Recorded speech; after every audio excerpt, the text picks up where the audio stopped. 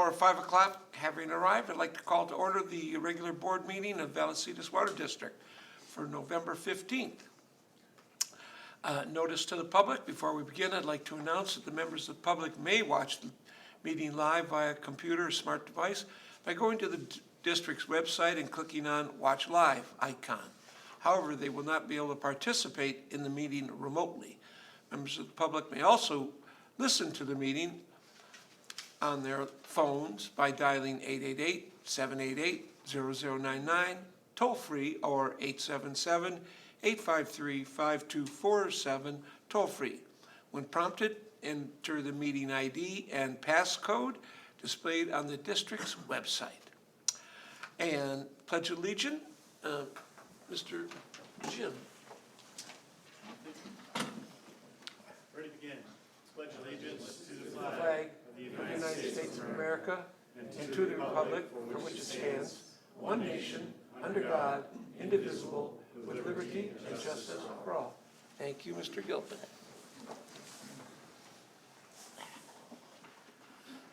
Roll call. Please indicate.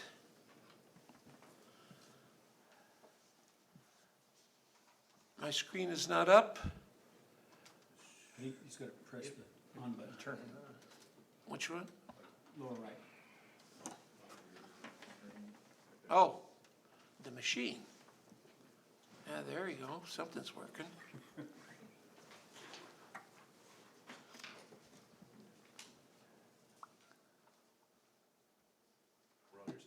Not yet. It already took. Anybody else? It displayed.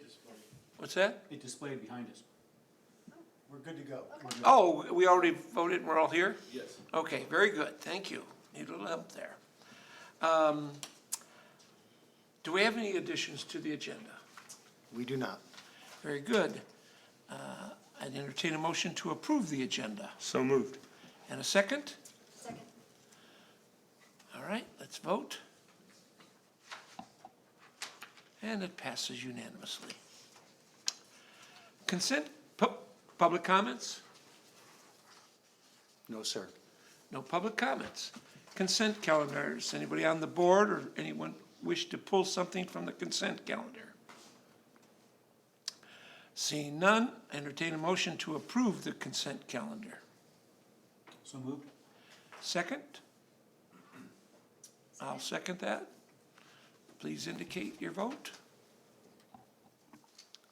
And it passes unanimously. On to the action items. Item 2.1.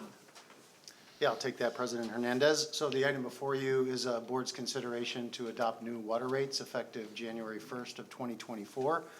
Mike Arthur is going to make a presentation, but before Mike does, I'm going to ask Mr. Gilpin to make an announcement. There's been a slight change in the approach. The overall concept is the same. We're approving water rates, but the method in which we do them does not require the adoption of an ordinance, but I'll let Mr. Gilpin explain that. All right. Yeah, I think the simple explanation is under recommended action rather than adopt an ordinance, we're suggesting that you just make a motion followed by a second and approve the rates if that's your decision. So no ordinance is necessary on this item because we already have an existing ordinance. Very good. Okay. Mr. Manager. Yeah, I think I'm going to turn this over to Mike Arthur. Yep. Okay. Thank you, General Manager. President Hernandez, members of the board. We presented yesterday to the Finance Committee, and this is basically the same presentation as yesterday. So just a little bit of background. First, I always do a definition of terms for if anyone in the public doesn't understand if we use an acronym. So if we talk about the cost of service study, it's a COSS, cost of service study. Santa Cruz County Water Authority, SCCWA. Most of our customers are SFR, single-family residents, with the majority of them, our average SFR being a single-family residence with a 5/8-inch meter, and the average usage on one of those customers is about 13 units, 100 cubic feet per month. We talk about the fixed charges, they're ready to serve, RTS, and for the Water Authority, they have another fixed charge called the Infrastructure Access Charge, IAC. So with that dispensed, a brief calendar of where we've been. We actually started this the cost of service study back, I think before COVID hit, sometime in early 2020. But because of all the delays and things, restrictions with COVID, we didn't get to the Finance Committee until November of 21. Came to the board first on December of 21. We gave an update in April. And we didn't hold a public hearing until September of 2022. That's when the board adopted the cost of service study. We held another board meeting in February of 23 to set the 2023 rates. And then yesterday, as I mentioned, we had the Finance Committee meeting. And then we're here today for the board meeting to discuss the 2024 rates. So real quick, just an overview of the cost of service study process. It all starts with the financial planning. So that's basically the budget to determine what our revenue requirements are. From there, in the cost of service study, it's kind of the nuts and bolts of how to allocate those charges based on fixed and variable costs and making sure that we are in compliance with Prop 218. When the board did approve the cost of service study back in 2022, they did set the structure for the 5-year rates, but we do have to come back annually for the approval of those rates. So we can't just implement rates without coming back to the board.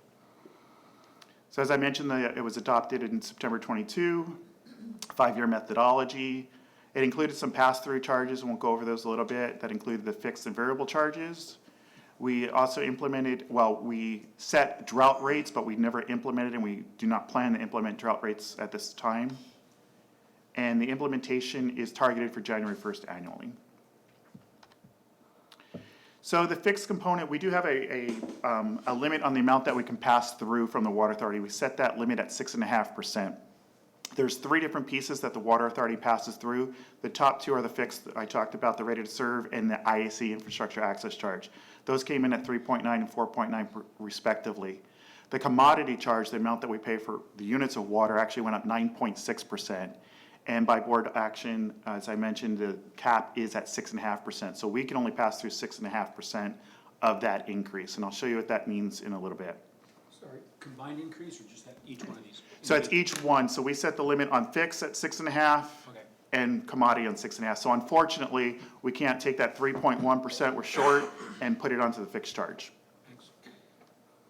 So in addition to the Water Authority pass-through charges, there's also our internal portion of the rates. And our internal portion went up 5%. So what does that all mean? So for the rates, the new proposed rates for 2024, our commodity rates, I'll show you our current rates in a second, are $4.35 for Tier 1, $5.55 for Tier 2, and $9.43 for Tier 3. So they increased about 30 to 50 cents per unit of water, depending on what tier of water you use. For the fixed rates, they're currently at $37.99, increased to about $39.74. So what does that mean to the overall customer? These numbers are, just numbers until we put them down in the paper and see what that means. So currently, our average single-family resident, again, at 5/8 meter, using 13 units of water per month is $98.70. With the proposed increase, the rates would go to $104.69. That's $5.99 increase, or about 6.1%. To note, which I failed to mention to the Finance Committee yesterday, we have no plans to increase sewer rates at this time.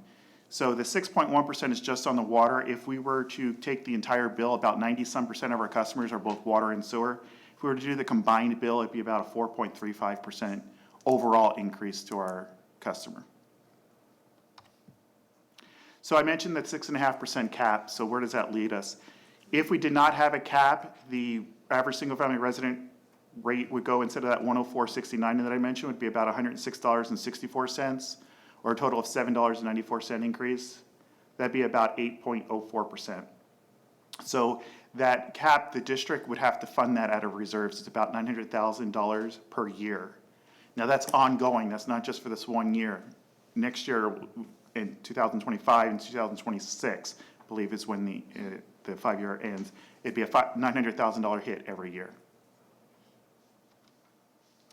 And I did put some CPI numbers here. We don't have the December 2023 numbers yet, obviously, but the last 2 years, CPI has been about 7.2% and 6.3%, just to put some numbers into perspective. And then I do a rate survey every year, and I always caution you now that the rate surveys aren't necessarily apples to apples anymore. you probably get tired of hearing me say this, but I always have to caveat it, is that some agencies are now trying to put things on the property tax, or some of the money that they got from the Met refund that we've got last year, I believe, they're using the offset rates rather than increase rates. But once that Met money is gone, we gave back most of the money to the customers. Once their money is gone, their rates will go up even higher. So this is a survey done about 11 months ago. We did this survey December of 22, and it showed Vallecitos was at 98.70, and we were the 4th lowest in the district at the time. I did a survey, I believe yesterday, and updated the numbers, and it shows that, and the average, by the way, I want to point out, the average water bill was about $115 out of all the agencies surveyed. So now, as of yesterday, and this includes all known increases for 2024, there's a couple agencies that are doing 2 increases in 2024, one in January and one in July, and we don't anticipate having to do any more than 1 increase per year. The new average is about $124. That's a $9 increase for the average of all the agencies at 7.82%. And as we stated, the VWD increase is about $5.99 or 6.07%. And so the timing of recommendations, so the Prop 18 notice that I mentioned allows for the rate adjustments annually on January 1st. We did present this at the Finance Committee yesterday, and the committee agreed with staff's recommendation, which the recommendation then is to approve the new rates for 2024 to be effective January 1st of 2024 for any and all bills mailed out after January 31st, 2024. With that, I would take any questions you may have. I do have a question. If we wanted to move that 6% cap, Yes. we'd have to go back through 218 completely. That is correct. Right. And I know that we chose the 6% because that seemed to be the line that Water Authority was using, and then At the all of a time. sudden we got this bump. All right. Correct. It's $900,000 this year, and you said potentially it could be 900 next year? Be a minimum of 900,000 next year. For example, the Water Authority passes through another, let's just say it's the same exact situation. They pass through the 9.6 and the numbers are exactly the same. It would be another 900,000 in addition to this 900,000. So next year, assuming the same situation that I mentioned, it'd be $1.8 million. That we would have to take out reserve, Correct. not, but that's the total takeout. For that 1.8. year. For that year. It's not a one-time takeout. It's for that year. Right, we take out 9 this year and 9 next year. 9 total this one- year, under that circumstance, let me make sure it's clear. Under that circumstance, it'd be 900,000 this year, 1.8 million next year for a total of 2.7. And then at least 1.8 million the following year, so that'd be 4.5 million over the 3 years, under those situations that I gave you. And do we have any forecast as to whether, in fact, the Water Authority is going to maintain this 9.6? We have some guidelines, and I believe that next year it'll probably be close to about the same anywhere from 8 to 10%. And if we were going to start a new 218, I mean, that's a 6-9 month process, isn't it? We could potentially do that in-house this time because we Oh. have the structure already in place. So we could probably do it in 3 to 6 months potentially. Well, the $900,000 hit today is a little wincing, but 1.8 next year plus this, I think we may have to think about going back to a 218. Yeah, and we talked about that yesterday in the Finance Committee, depending on how the numbers come in next year. Okay, all right. Any other questions? Yes. Oh, So just for the benefit of the public, I think it's worth explaining again why we capped at 6.5 rather than enabling the full pass-through from the San Diego County Water Authority. We did that to try to mitigate and insulate our customers from bearing the full brunt of the 9.5% or 9.6% increase. So it was a calculated risk that we all agreed on, and it sounds to me like we may have to revisit that. But for this year, we have insulated our customers with the 6.5% increase rather than the 9.5%, 6% pass-through that we would have had to put through to recover all of the costs. So we did that as a way to insulate the customers from paying that full price. You are correct.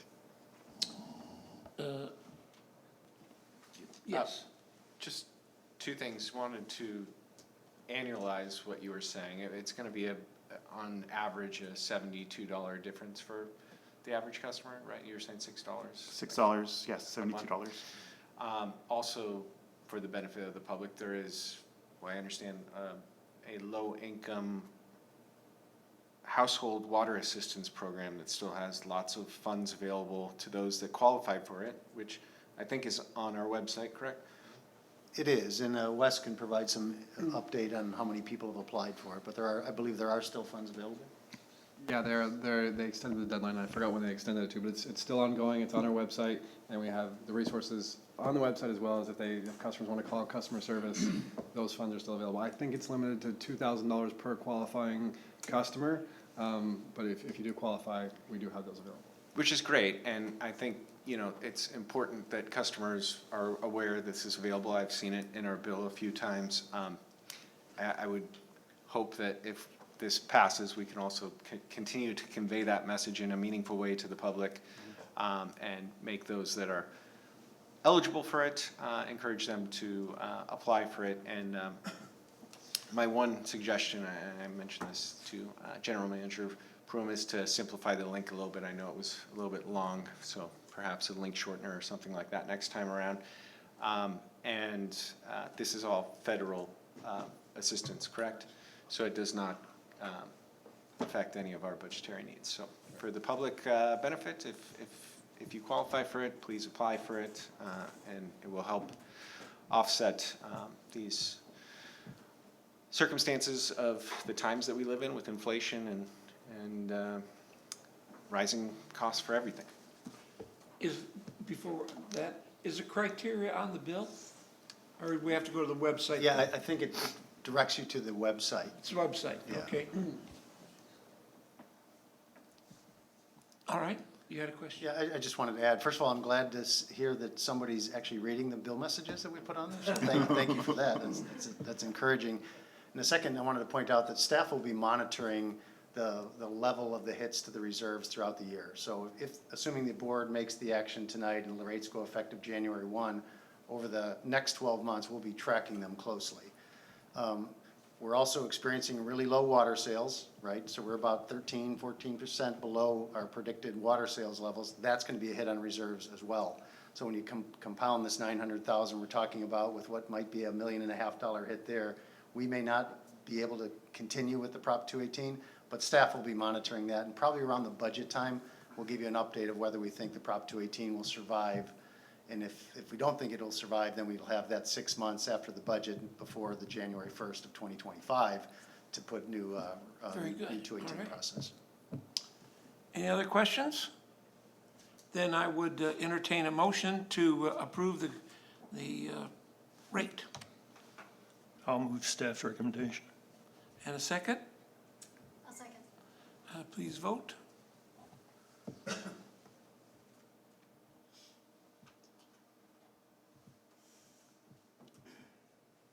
And it passes unanimously. Very good. Action item 2.2. Thank you, Mike. Approval of general manager employment agreement. Yeah, I'll take that one, President Hernandez. So this is a very exciting and important item before the board. As you know, my tenure as general manager expires on December 29th of this year.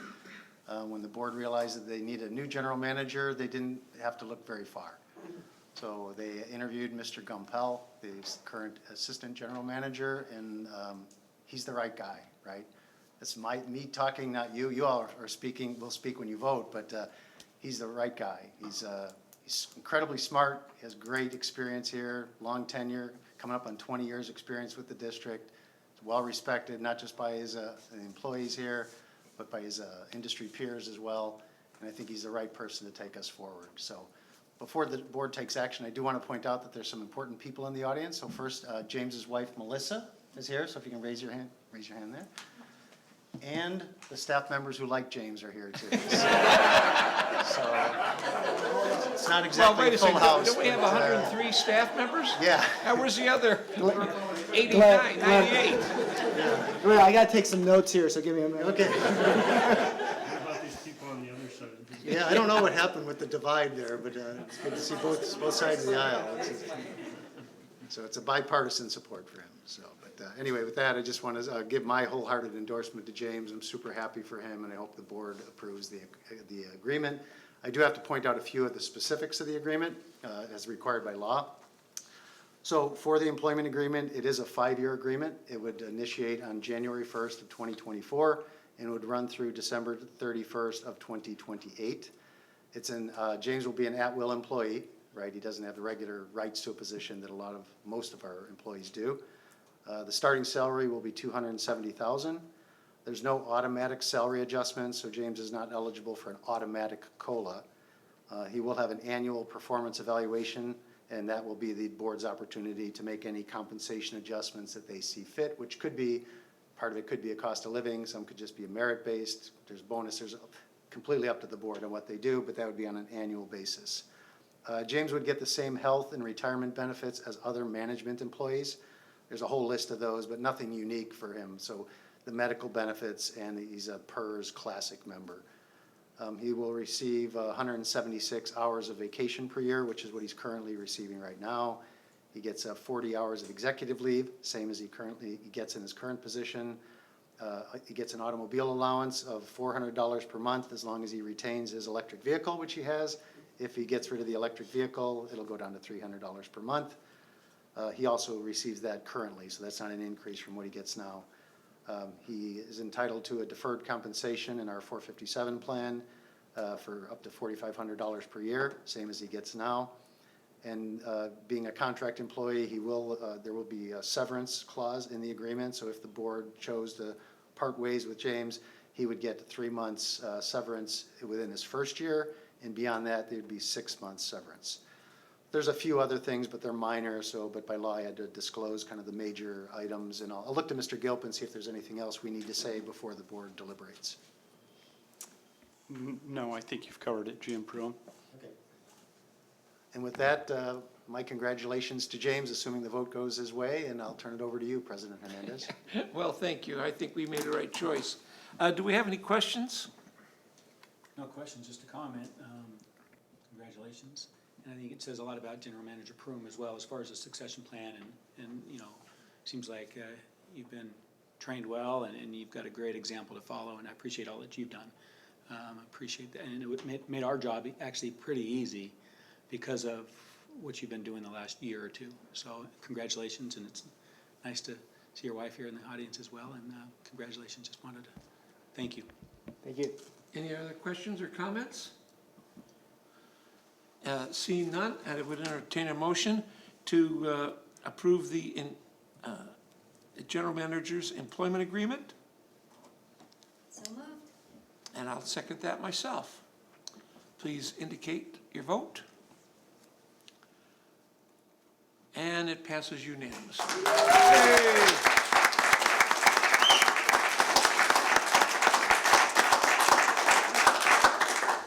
Now, we look forward to you, James, coming back as general manager. Reports, general manager. President Hernandez, maybe James may want to say a few words. Would you like to say something? Okay. Of course, once you get him talking, he may never shut up. Yeah, well, General Manager Prum knows if you give me the mic, we might be breaking records for how long the meeting might go. So no, really quick though, just first off, I want to thank the board. I want to thank the board for entrusting me with this very important position. I've been obviously, over 19 years here at the district, and my goal is to be a general manager, and my real goal is to be a general manager here at this district. So you've made my goals come true, and I look forward to working with each and every one of you, both individually and as a full board, to basically tackle some of the challenges we have coming up. Obviously, I want to thank my staff, both present and past staff that's here and not here, for their support, because their accomplishments, both professional and personal, are also my accomplishments. I'm really proud of them, coming from the engineering side, working with the ops side, and the accomplishments that we've succeeded here are really their accomplishments, and I could not be more proud of that. I want to continue that tradition. Last but not least, I really want to thank my wife, Melissa, who would prefer to probably to be at home. She has been a solid partner for me, and this job, as every manager here knows, is not it's a 24/7 job. And although I do get a little bit of, hey, get off your phone, we're on vacation, she still puts up with me, and she understands, and she supports me while working as a nurse and raising our 3 kids and making sure that the house is ran and that I get up in the morning on time and show up to work on time, and basically takes care of a lot of things for me. Without her, I could not be as successful as I am. So, but thank you so much. Thank you.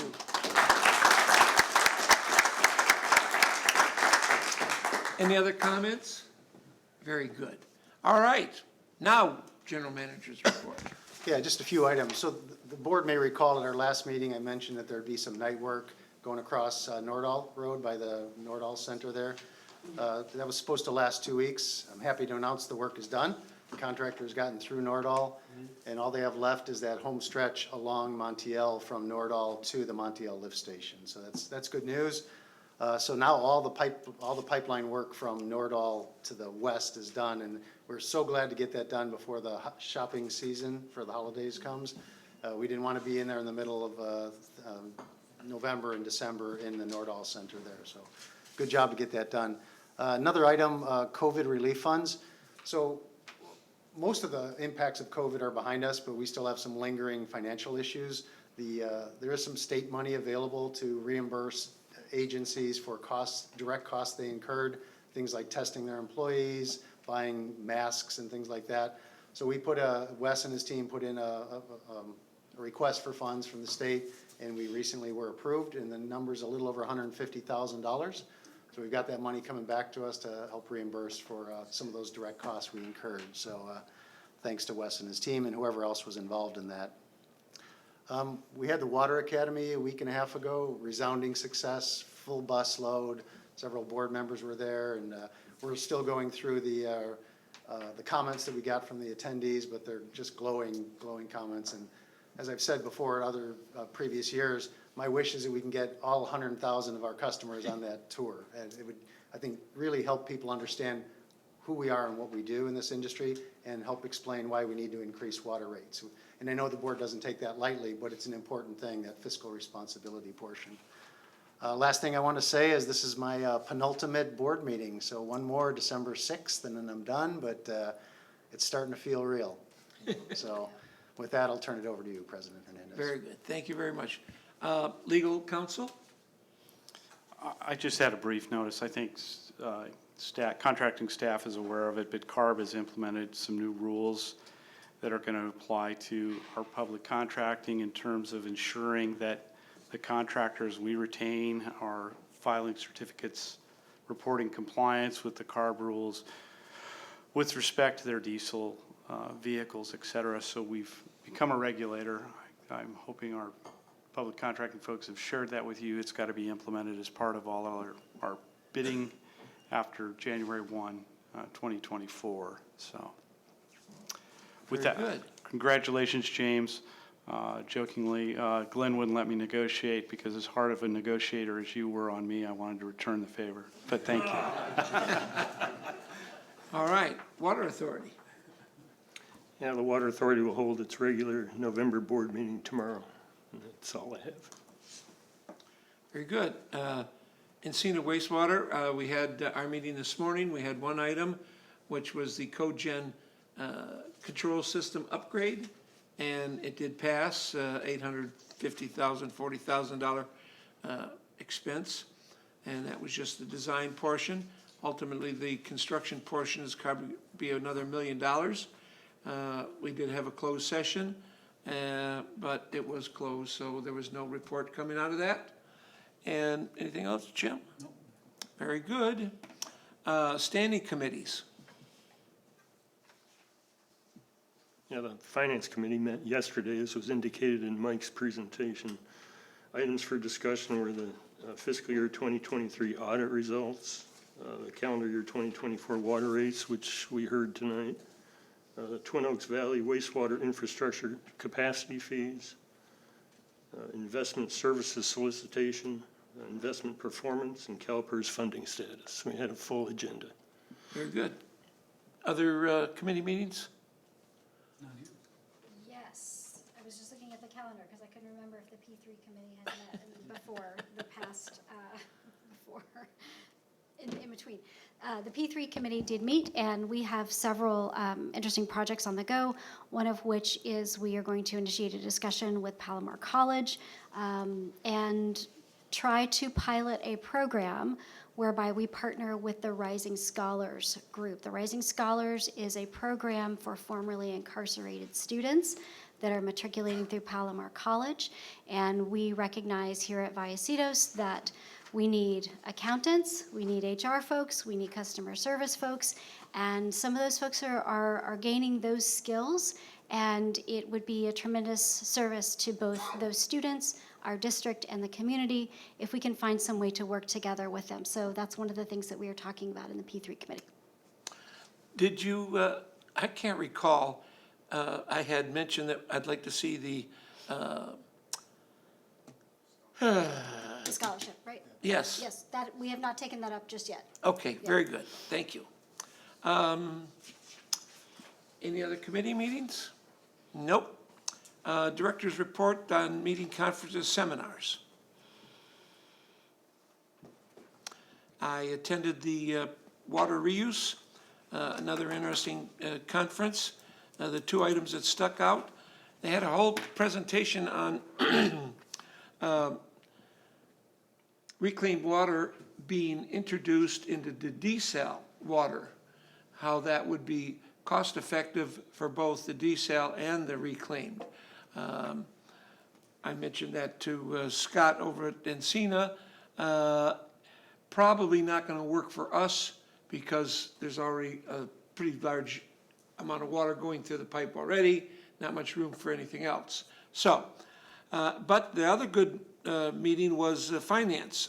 There is plenty of grant money out there. There's WIFIA money and SRA money.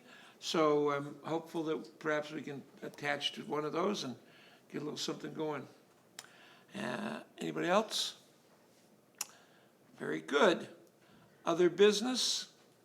There's a water conference in the 24th in Palm Springs. And I think there's also one on the 28th of this month with Aqua. Director's comments? Future agenda items? I have one. Yes. Yeah, I'd just like to thank Director Grosset for his persistence in helping to steer us in a new, with pushing for a new investment strategy. It's really paid off, and I appreciate his persistence. I think we netted, and we learned yesterday, the Finance Committee, we netted an additional $1 million or so. Yeah, with the changes we've made over the course of a year, it'd be about a $1.2 million increase over what we were receiving before. Yeah, so thanks to Director Grosset, and I'm sure our ratepayers really appreciate it. Yes. Thank you, and thank you to Wes for making it all happen. Very good. I'll keep up the good work. Anything further from any of the board members? Comments? Just a comment. Welcome, James. I look forward to working with you. I think that we made a great decision as a board. Yes. Thank you. Very good. And with that, we are adjourned.